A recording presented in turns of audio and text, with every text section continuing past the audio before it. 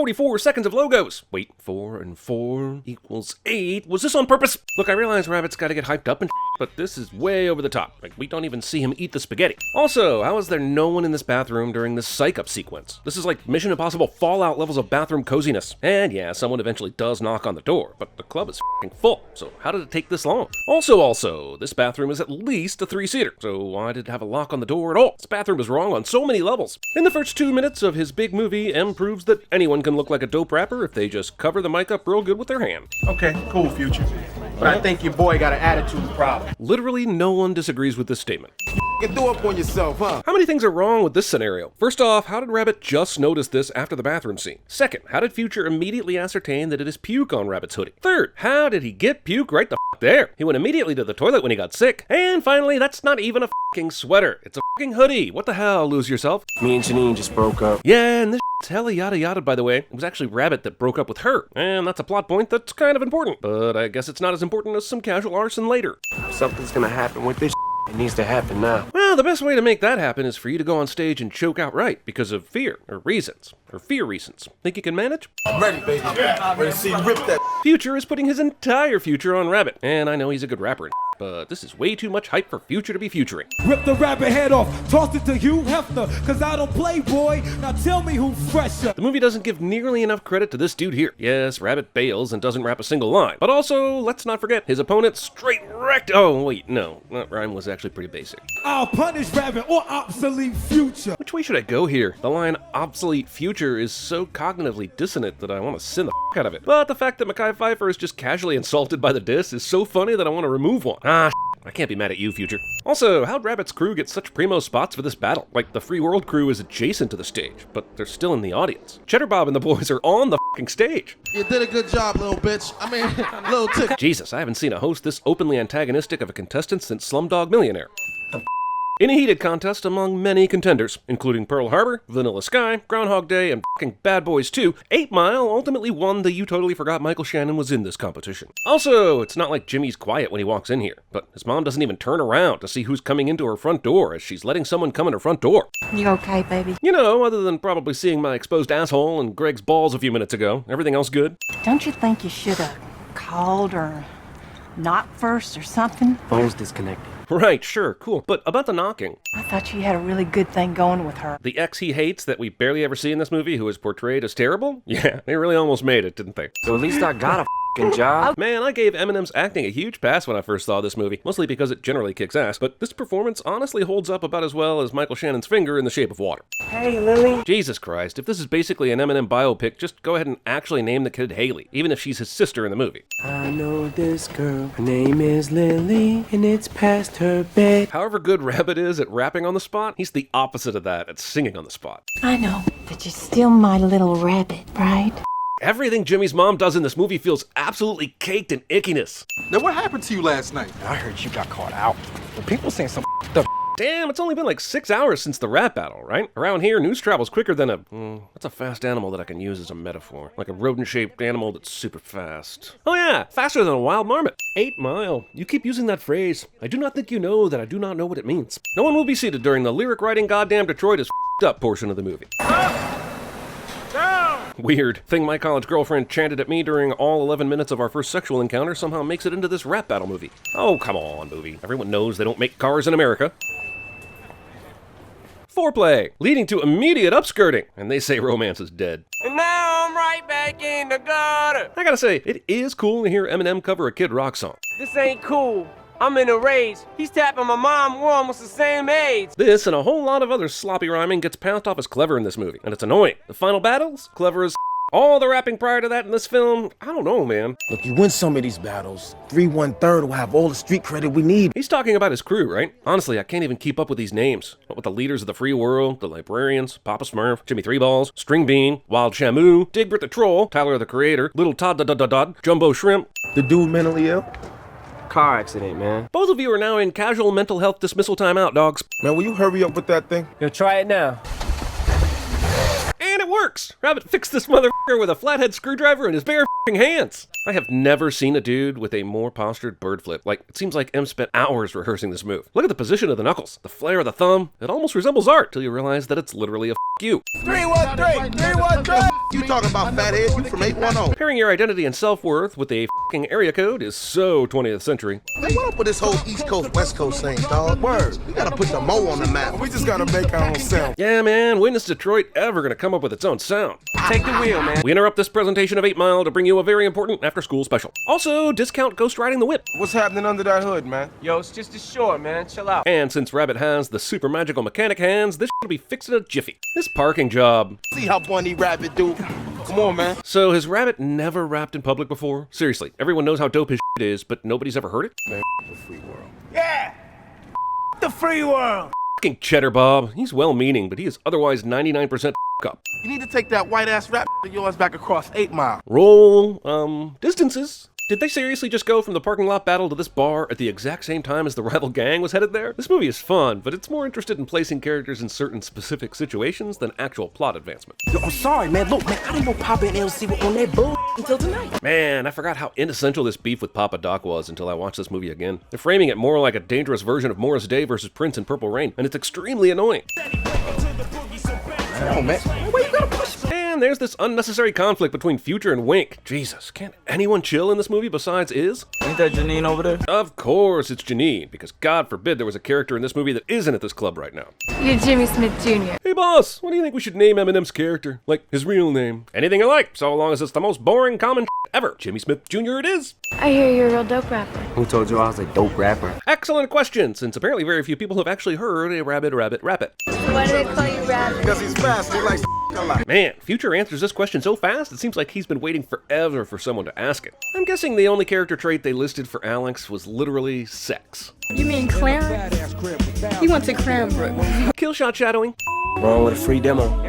Free comes with a dick right up your ass, Jimmy. Weird. This is exactly what the dude behind the 7-Eleven said when he gave me that Pearl Jam CD in 1994. This after-hours party conversation goes from a girl got raped in an abandoned house, but I bet if it happened in a rich neighborhood they'd have torn the house down, to let's burn that house down ourselves extremely f***ing fast. Like, there's social equality conversations, and then there's arson. They don't have to be linked. You know, when I was little, I used to want to live in a house like this. One that's on fire? I'm no dream killer, but that doesn't sound like a safe environment, especially for kids.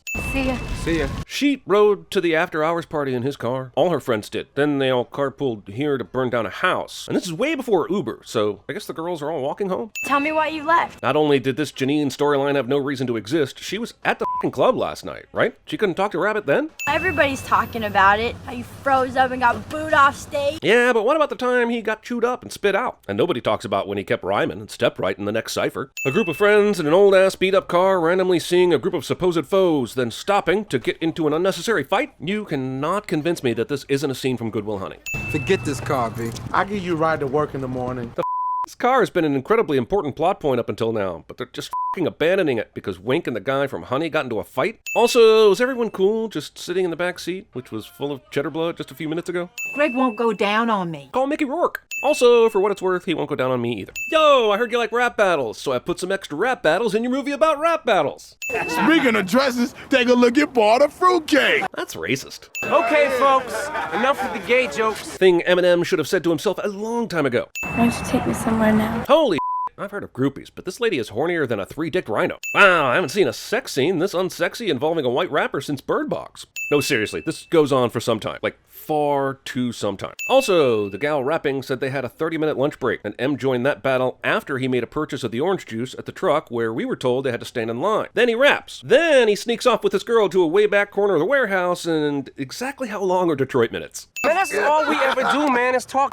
Wow, Eminem would be shockingly good at CinemaSins. Breaking and cheddaring. You call him Rabbit, too? I gave him that nickname. When he was little, he had buck teeth and big ears. God, this woman is evil. It's almost enough to make me think the real-life Eminem has mother issues. Man, witness the power of hope and denial. Rabbit has plenty of evidence that Wink might be a scammer who is all talk and no real connections. Yet the promise of rapping in front of a major player brings forgiveness and a fucking hug apology. And then, despite evidence that this girl is a sex liker and her not believable answers when questioned about why she's hanging with Wink, Rabbit Rabbit believes her obvious lies because he wants to. God, did they use this movie in classes at psychiatry school? Because they f***ing should. You probably have to stay home tonight, huh? Yeah, I should work on some songs for my demo. Okay. Jesus, this love story is the lamest I've ever seen. It's like Eminem and Brittany Murphy met 5 minutes before they filmed all their scenes together. Look at these f***ing lyric notes. They are random, not uniform, and overstuffed. I know he's poor, but he can't buy more pieces of paper? Does he literally only write couplets? Does he never write lyrics line by line, all for the same song? You tried to make him look mad genius, but you just ended up making him look mad. What an idiot. She's got the ocean above the clouds. Jimmy, please! Damn, Rabbit should have broken his neck. Come here. It's okay. This movie wants to portray Rabbit as a better caregiver to Lily than the mother, and maybe he's better than her, but he's still fought twice in front of her, that we know of. He's half the reason she's panic attacking under the table right now, for f***'s sake. So don't try giving him brownie points just by having him coax her out all nice brother-like, assholes. Well, I told you not to f***ing sign me up. Character says they're definitely not going to do something before inevitably doing that thing cliche. Also, holy we have a protagonist fight with each other before the climax of the movie cliche. All in the same scene. A twofer. Also, I get he's stressed and outbursts happen, but this is out of line. Future is clearly trying to help Rabbit be Rabbit. Be Rabbit, be Rabbit. I'm gonna do it. I'll always do it. Yeah. Hey, so when are we gonna see this little pictorial of yours in the magazine? Damn, everyone in this car has better sexual chemistry with the Alex character than her supposed love interest. Look, is it just me, or does this movie have a lot more scenes than people think? I thought I'd seen this movie a lot, but the only thing I remember are the rap battles, the factory the gross sex scene, and Future saying DJ spin that a million times. Where are we gonna live? Maybe the bingo place? Lily's out there by herself right now. Me, the second half of this movie is 87% Eminem yelling at people. This has always bugged me. Wink and Alex knew Rabbit was going to come here tonight, but they still in an unlocked room right next to the main studio. Like, this is intentional, right? Yo, what up, bitch? Let me see if I have this right. Wink lied to Rabbit and Rabbit's girlfriend. Rabbit beat him up a little bit, which may have even been kind of out of line. But then Wink went to Papa Doc and was like, "Wah, this girl and he punched me." And then these guys are now going to go gang beat him within an inch of his life? Either Rap or Detroit is all the way up if this is how it is. I could end your right now. Nobody even miss your ass. Papa Glock. I'm your mother. I want to make you something to eat. What's the big deal? Well, the whole thing about you guys hating each other and you talking too much about your lack of cunnilingus, your emotional abuse and neglect of Lily. Should I keep going? I went to bingo and I won $3,200. What the high stakes bingo game is this? Is $3,200 standard payout for bingo? I don't actually know, but this seems entirely too much money for a bingo win. You've been doing much better here. What evidence have we been shown that Rabbit is doing better at the factory job? He was already apparently a up, and then all we've seen is him goofing off at a lunch truck, becoming more obsessed with music, and oh yeah, Alex in the factory, and the worst sex scene since, well, 9.5 weeks. How's he not been fired? His boss finally caves and accepts him and offers him extra shifts, which he accepts. And for a hot second, it's a conflict in the story because he's supposed to battle tonight. But then, thankfully, the gay factory worker he defended in a rap battle the other day ex-machinas the situation over a shared cigarette, and Rabbit is free. Wanted to say goodbye. I'm going to New York. She had those pictures taken like today, right? And that immediately sealed the deal? Also, she's headed to New York, but only after the f***ing rap battle? Saving up for something special. Studio time. You know, for a movie about Eminem rapping, this movie features very little of Eminem rapping. Talking about rapping, sure. I'm a battler. For real? I know, surprising, right? I figured the only person he can take out is the guy from Pimp My Ride. What's on tonight, Rabbit? Sure as is. So much so that I know ahead of time I'm going to struggle to find sins in the next 20 minutes of this movie. Next up is LC Lickety Split and my man B Rabbit. Dude, if you're going to set your boy up for success, don't you want him to come on later in the night? B Rabbit, who choked last week and will definitely not choke tonight because this is the climax and I've seen a movie before, is in the nasty bathroom stall considering choking because the movie feels compelled to build up cheap tension into already legit tension. Come on up. Let him up. Let him up. Let him up. Jesus Christ, it takes longer to get up on stage than a winner at the f***ing Golden Globes. He raps here, "Looky, how can 6 dicks beat pussies?" If I ever get to take a meeting with the heads of the major studios regarding fair use and copyright, this will be my opening line. Look, the last line about walking his ass back across 8 Mile and pulling his pants down was great, but objectively, Lickety Split won that battle. He went hard after Rabbit and covered a lot of ground. Rabbit just insulted the Free World crew and did a couple nonsensical rhymes. This sequence is awesome, for sure, but it should have been done before it got started. No need to show you the actual battle footage. Let me sum it up after every f***ing rhyme. Oh! Look, I know that Future's trying to stack the deck in his favor, but can I get a sin up in this bitch about all the obvious nepotism? The leaders of the free world may be assholes, but they do deserve a fair battle, right?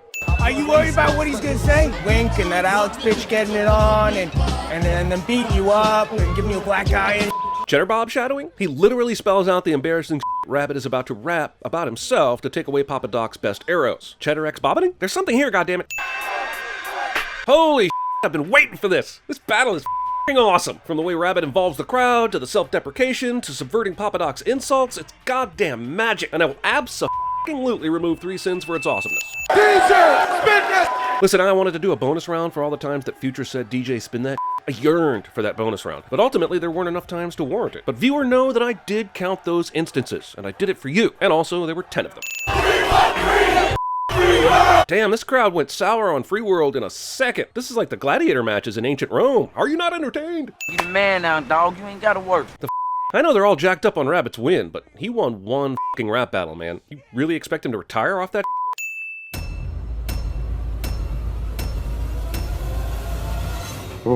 No, don't you start doing that. No, you're gonna make...